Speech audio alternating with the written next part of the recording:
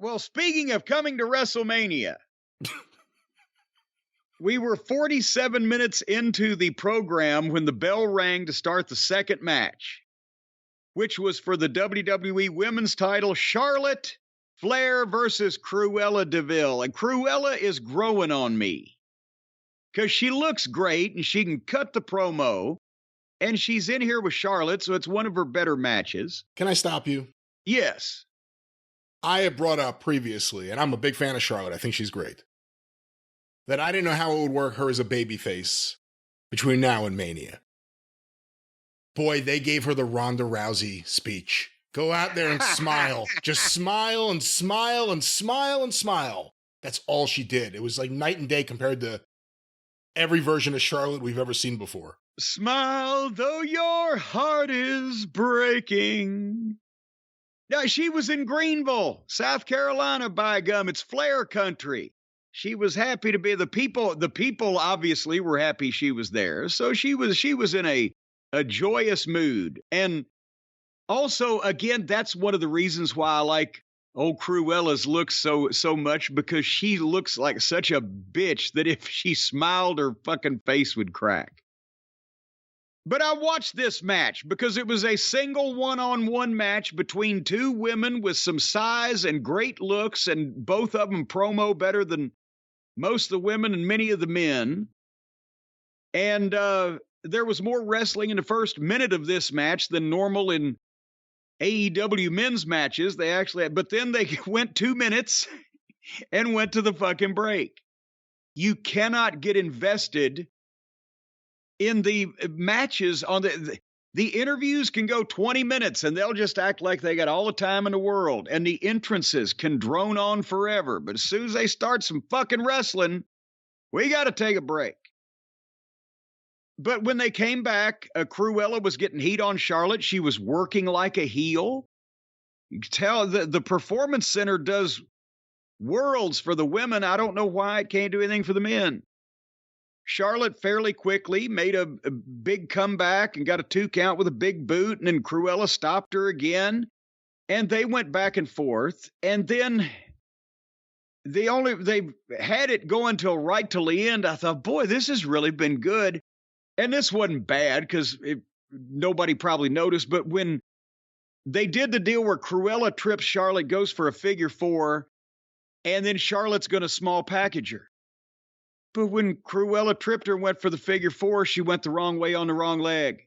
And Charlotte had a small package her to the right, not to the left. And Cruella almost kicked out too late because the referee also couldn't see the shoulders from that way because it was all backwards. But anyway, couple more false finishes and Charlotte rolled through into the figure 8 and got the tap out.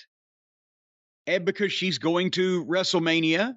But it was a nice little showcase for Cruella, and it was a good match, and they looked like athletes, and the shit they did made sense. So, it's come to this, that in the entire first hour of a network television program, the only thing really worth attention is the girls' match. What did you think? I thought it was all right.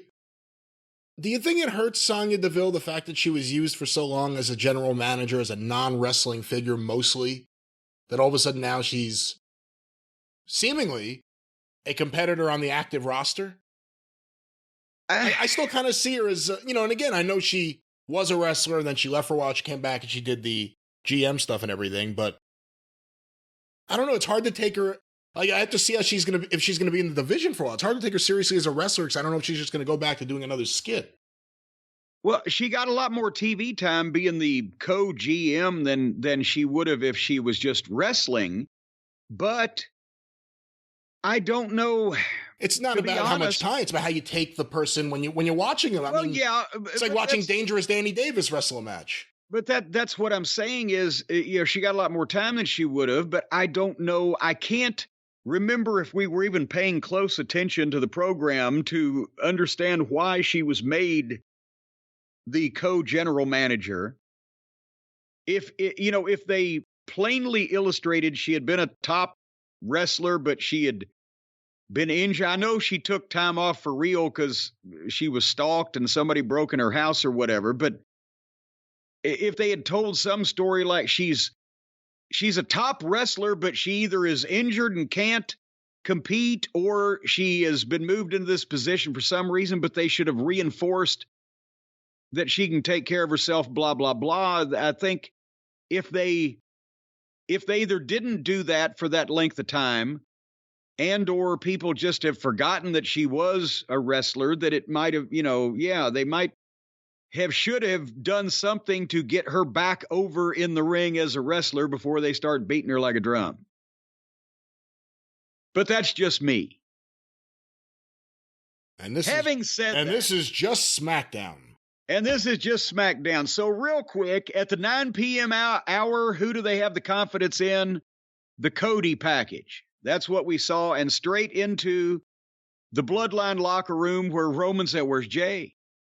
And nobody's heard from you. Jimmy ain't heard from Jay. Nobody can't get him on the phone. And Roman's not happy. It's disrespectful. And Jimmy's still saying that Jay's going to be there next week for us, or for me, right? He'll be there for me. And Roman's not for us. And he sends them all out to find Jay or get in touch with Jay. And then it was a good time to take a nap, because here came the Brawling Brutes of Holland and Butch against the Viking Raiders. And the bell rang, and they went 2 minutes and went to the break. Hey, you know what? This is one of those areas Vince McMahon was right. Butch was better dressing like some kind of street kid in London 100 years ago than dressing like whatever kind of sea monster the Pete Dunne character is supposed to be. I don't know what's going on here with it. And again, Valhalla with the horns and the... Do you remember Dennis... I always think about it. Dennis Carluzzo's idea for the woman with the horns? No. What? Dennis Carluzzo was using Gino Caruso for a while as the Great Caruso. I remember that. Where he was an opera singer. He'd come out with the fucking nose and everything. And Dennis wanted to do something he never did. He wanted to do it in Yardville. I remember where he wanted to do it. Where, after several matches, the fans, whoever was regularly attending these shows, would be used to by this point. When Gino Caruso, the Great Caruso, would win his matches, he would keep beating his opponent, and he'd get on the mic and say, "It's not over until the fat lady sings." And then he would keep beating him, and they'd get rid of him. And then eventually at Yardville, Dennis's idea was he was going to get a fat lady with a helmet with horns to come out and just go, "It's over!" And it never happened, but it was the best idea ever. Oh. Do you think if we were to come out of one of these matches and just sing "It's over," that they'd quit? I'll chant it throughout the whole show if that makes it happen.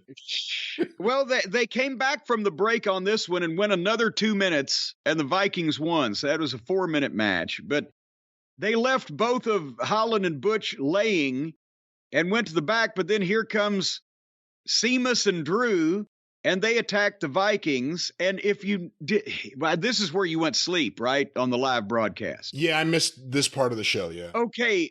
Sheamus and Drew run to attack the Vikings on the slick floor. They've got the floor that has the screen and the colors and everything. It's slick. And Sheamus runs at the Baldwin, and right before he gets to him, his feet flat from under him, and he does a baseball slap right between the Vikings' legs and takes him down with, like, it would look like some kind of fucking shoot takedown that he invented on him. So anyway, they have a big fight and run the Vikings off. And then we had a recap of the Piss Black match. And then, remember I said I watched Charlotte and Cruella because it was two women having a one-on-one match, and they both look like stars, and they can talk, and they can work. Okay, who are you gonna put down now? Well, they then followed everything up with a four-way for the women's elimination chamber. When they do this elimination chamber, and we, by the way, been forgetting about that's in between now and WrestleMania. We haven't even been talking about it, and now it makes sense with what's going to happen here in a little while. But they're going to have a women's elimination chamber match on the goddamn show also, again. Can you, God damn it, can you imagine If on July 4th, 1987, in the Omni in Atlanta, if Dusty Rhodes had been announcing and promoting for 6 fucking weeks on television that they were going to have, for the first time ever, they're building a dome of steel in Atlanta, a cage to hold the War Games. And the 4 or 5 top baby faces in the company were going to take on the 4 top heels in the company and their evil manager in the most bloody, violent, chaotic, dangerous match ever seen in wrestling to settle a blood feud. And by the way, third match on the card, Women's War Games. The fuck you, god damn it. All right. So anyway, it's a 4-way to eliminate people to determine who gets one of the spots in the Elimination Chamber between Shotzi and Shayna and Natalya and Zelina. You know, I saw some of the bumps. They really were trying to eliminate each other, I think, in this match. Zelina owes everybody some trance, I think. Oh my God, I thought they killed her a couple of times. I was on screen searching through this to get done with it, but I still stopped on a couple of things. But nevertheless, it didn't take long because they rang the bell. They went 2 minutes. They went to a 3-minute commercial break. They came back to the match, and everybody did shit for 2 minutes. And then Natalya tapped out Zelina. So they had a 4-way and had 1 minute of match on the air for each girl in the match. So it was just a soupçon of a thing.